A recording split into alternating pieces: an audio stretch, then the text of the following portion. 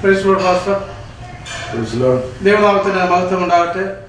ഇന്ന് ഉലൂഗാഡ് മിനിസ്ട്രിയുടെ അതിഥിയായി കടന്നു വന്നിരിക്കുന്നത് ചർച്ച് ഓഫ് ഗോഡ് കേരള സ്റ്റേറ്റിൻ്റെ ഓവർസിയറായിട്ട് സേവനമനുഷ്ഠിക്കുന്ന ബഹുമാനപ്പെട്ട എം കുഞ്ഞപ്പി പാസ്റ്ററാണ്.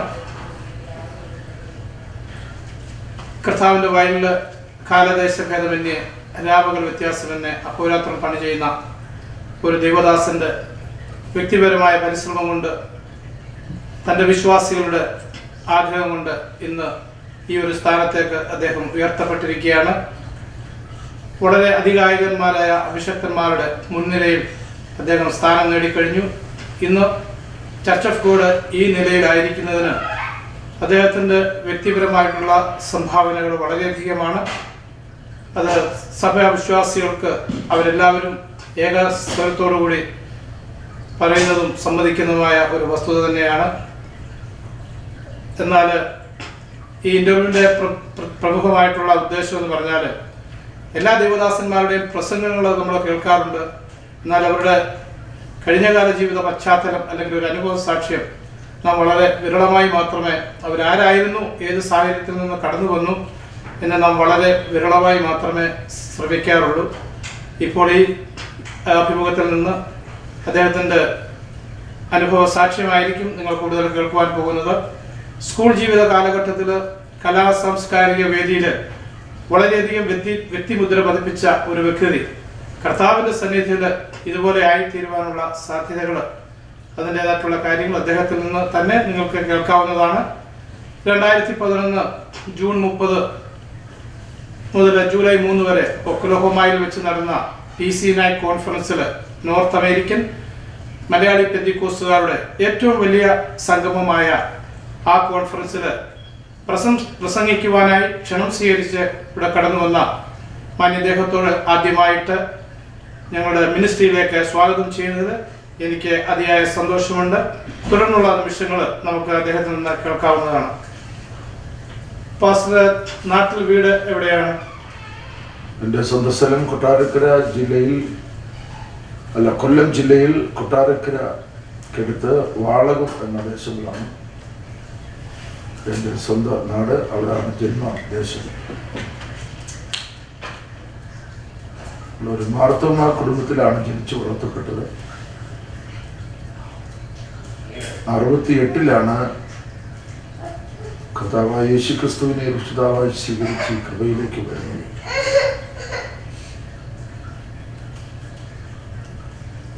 69 സ്നാനമേറ്റു, പരിശുദ്ധാത്മാവിനെ പ്രാപിച്ചു, കൃപാവരത്തോടുകൂടെ ആത്മാവിനെ പ്രാപിച്ചു. ആത്മഭാരം ഹൃദയത്തിൽ ശക്തമായി ഉണ്ടായതിൻ്റെ വെളിച്ചത്തിൽ എൻ്റെ ജന്മദേശം മുഴുവനും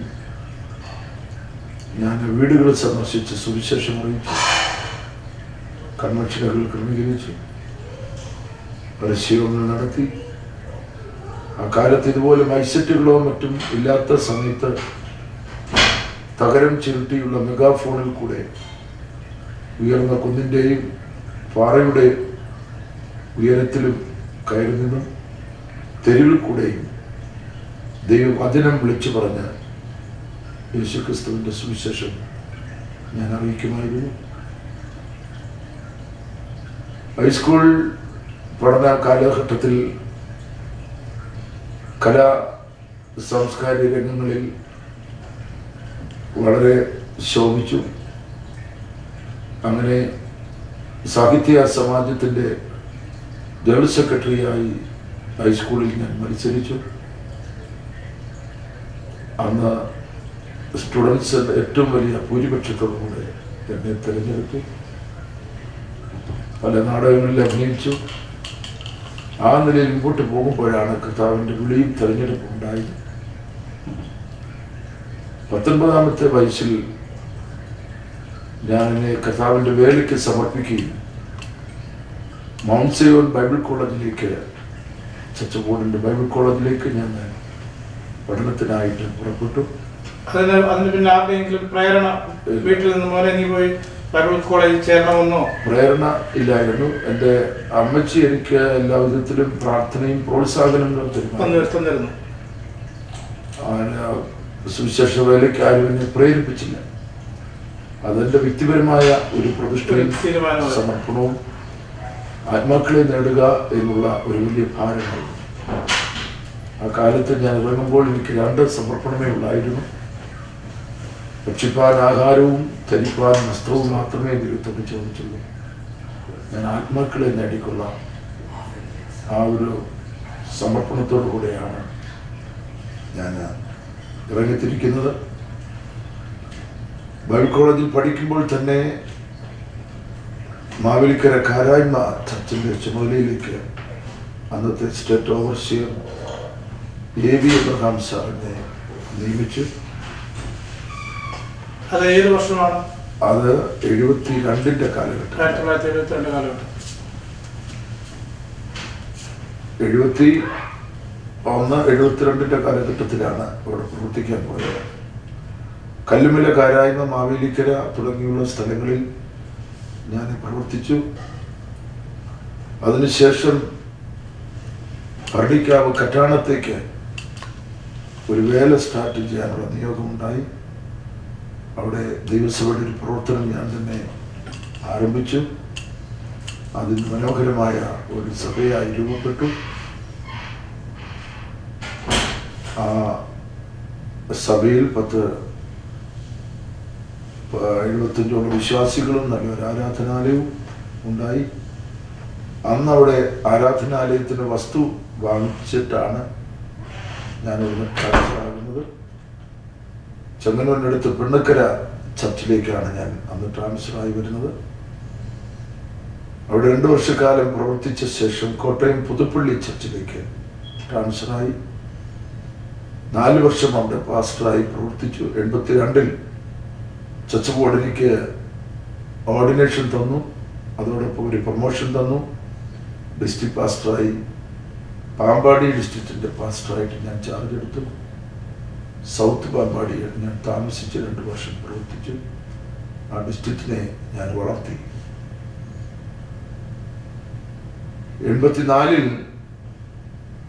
അവിടെ നിന്നും ട്രാൻസ്ഫർ ലഭിച്ചത് പത്തനാപുരം ഡിസ്ട്രിക്റ്റിൻ്റെ പാസ്റ്ററായിട്ട് കൊന്നപ്പാറ ചർച്ചിലേക്കാണ്. അവിടെയും 2 വർഷക്കാലം പ്രവർത്തിച്ചു. പല പുതിയ വേലകൾ ആരംഭിച്ചു.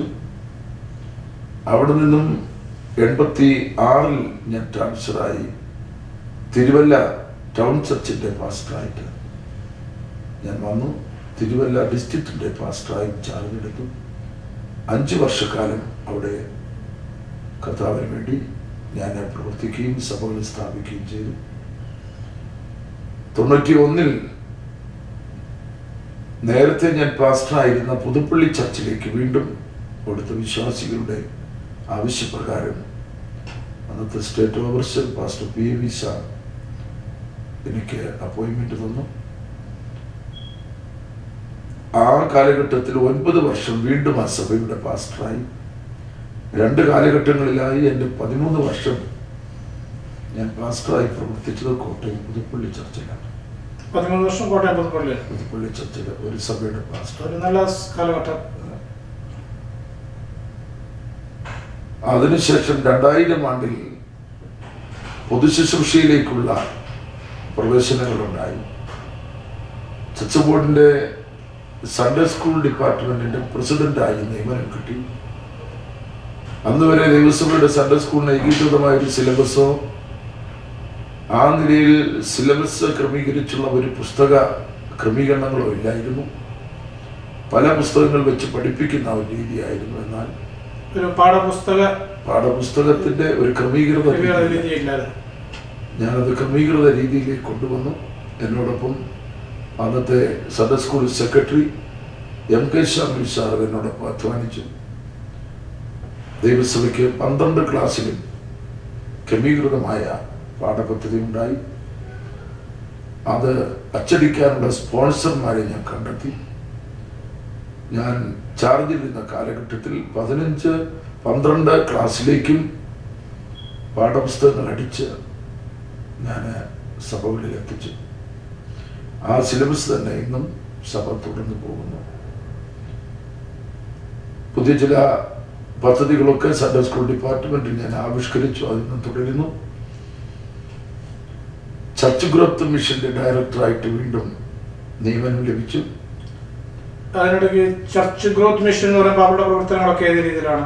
ചർച്ച് ഗ്രോത്ത് പുതുതായി രൂപപ്പെട്ട ഒരു ഡിപ്പാർട്ട്മെന്റ് ആയിരുന്നു അത് രൂപപ്പെട്ടത്.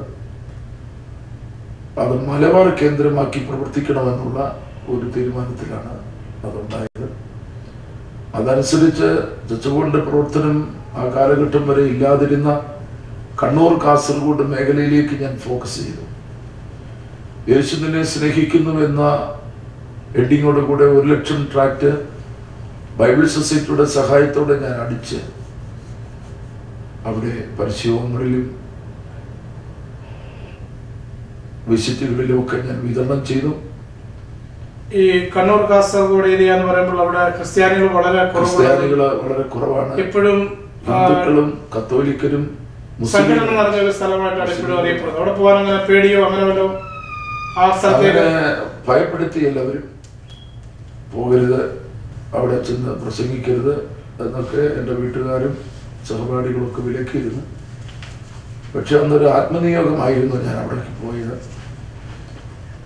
അവിടെ പോയതിൻ്റെ ഫലമായി ഏതാണ്ട് 17 സഭകൾ ആ കാലഘട്ടത്തിൽ ആരംഭിക്കാനും ബിൽഡപ്പ് ചെയ്യാനും കർത്താവ് സഹായിച്ചു.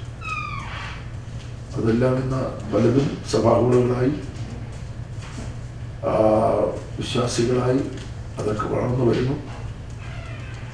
ഇന്നും മലബാർ മേഖലയിൽ കേന്ദ്രീകരിച്ച് ചർച്ച് ബോർഡ് പുതിയ പുതിയ പ്രവർത്തനങ്ങൾ ആരംഭിക്കുന്നുണ്ട്. ചർച്ച് ഗ്രോത്ത് മിഷന്റെ ചുമതലയിൽ അവിടെ പ്രതികൂല സാഹചര്യങ്ങളൊന്നും നമുക്ക് ബുദ്ധിമുട്ടുളവാക്കുന്ന ഒന്നും നേരിടേണ്ടി വന്നില്ല. പ്രവർത്തനം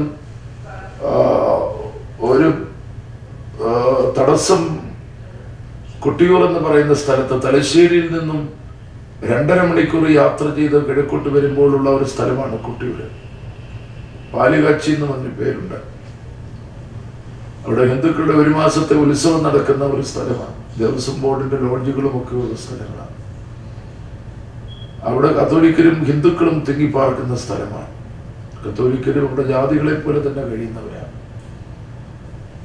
അവിടെ പഞ്ചായത്ത് ഗ്രൗണ്ട് റെന്റ് എടുത്ത് ഒരു ക്രൂസൈഡ് നടത്താൻ തീരുമാനിച്ചു. ഈ ഹിന്ദുക്കളുടെ ഉത്സവം നടക്കുന്ന അല്ല, പഞ്ചായത്ത് ഗ്രൗണ്ടിൽ. അതെല്ലാം ആ ഏരിയ തന്നെ. അത് ആദ്യത്തെ യോഗം സ്റ്റേജ് കെട്ടി ജനം വന്ന് യോഗം നടന്നുകൊണ്ടിരിക്കുമ്പോൾ തന്നെ RSSകാരായ ചില സഹോദരന്മാര് യോഗം തടസ്സപ്പെടുത്താനായിട്ട് വന്നു. ഞാൻ സ്റ്റേജിൽ ഇരിക്കുകയായിരുന്നു. ഞാനാണ് ഉദ്ഘാടനം ചെയ്ത് പ്രസംഗിക്കേണ്ടത്. ആ വിവരം എനിക്ക് സ്റ്റേജിൽ അറിവ് കിട്ടി, ഇങ്ങനൊരു ബുദ്ധിമുട്ട് ഉളവാക്കുന്നുണ്ടെന്ന്. ഞാൻ അവരോടാരും നിങ്ങളാരും സംസാരിക്കേണ്ട, ഞാൻ തന്നെ അവരോട് ഇടപെടാം എന്ന് പറഞ്ഞ് ഞാൻ സ്റ്റേജിൽ നിന്ന് ചെന്ന് അവരെ മാറ്റി നിർത്തി. ഒരു ഭയം ഉണ്ടായില്ല. ധൈര്യമായി ചെന്ന് അവരുമായിട്ട് സംസാരിച്ചു. ഒരു വാഗ്വാദങ്ങളും തർക്കങ്ങളും ഒക്കെ ഉന്നയിച്ച് കൂടുതൽ നടത്താൻ പറ്റത്തില്ല, നിങ്ങൾ മതം മാറ്റാൻ വന്നിരിക്കുകയാണ് എന്നൊക്കെ പറഞ്ഞ് അവരുടെ അറിവിൽപ്പെട്ട കാര്യങ്ങളൊക്കെ അവർ പറഞ്ഞു. ലാസ്റ്റിൽ സംസാരം സ്റ്റോപ്പ് ചെയ്യാൻ ഒരു മാർഗമേ കണ്ടിരുന്നുള്ളൂ. ഇന്ന് രാത്രി നിങ്ങൾ ഞങ്ങളുടെ പ്രസംഗം ശ്രദ്ധിച്ചിട്ട് ബുദ്ധിമുട്ടുളവാക്കുന്നു എന്ന് നിങ്ങൾക്ക് തോന്നുന്നെങ്കിൽ നിങ്ങളുടെ യോഗം കഴിഞ്ഞ് ഞങ്ങളോട് പറയാം, നാളെ മുതൽ യോഗം വേണ്ടെന്ന് വയ്ക്കാം. ഇന്ന് രാത്രി പ്രസവം ഉണ്ടാക്കരുത്, ഞങ്ങൾ ഇത്ര ക്രമീകരണമൊക്കെ ചെയ്തതാണ്. ഇന്ന് നിങ്ങൾ എൻ്റെ പ്രസംഗം കേൾക്കാൻ പറഞ്ഞു.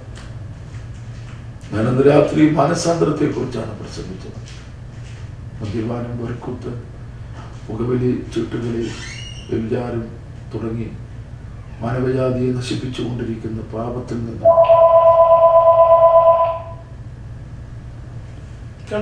വിടുതൽ പ്രാപിക്കുന്നതിനെ കുറിച്ച് ശക്തമായൊരു ദൂത് യേശുക്രിസ്തുവിന്റെ സുവിശേഷത്തെ അടിസ്ഥാനമാക്കി നൽകി. ഞങ്ങൾ മതം മാറ്റുന്നവരല്ല, ഞങ്ങൾ മനം മാറ്റുന്നവരാണ് എന്നുള്ള ഒരു പോയിന്റിൽ എൻ്റെ പ്രസംഗം കൊണ്ട് അവസാനിപ്പിച്ചു. പലരും പ്രാർത്ഥനയ്ക്ക് മുൻപോട്ട് വന്നു.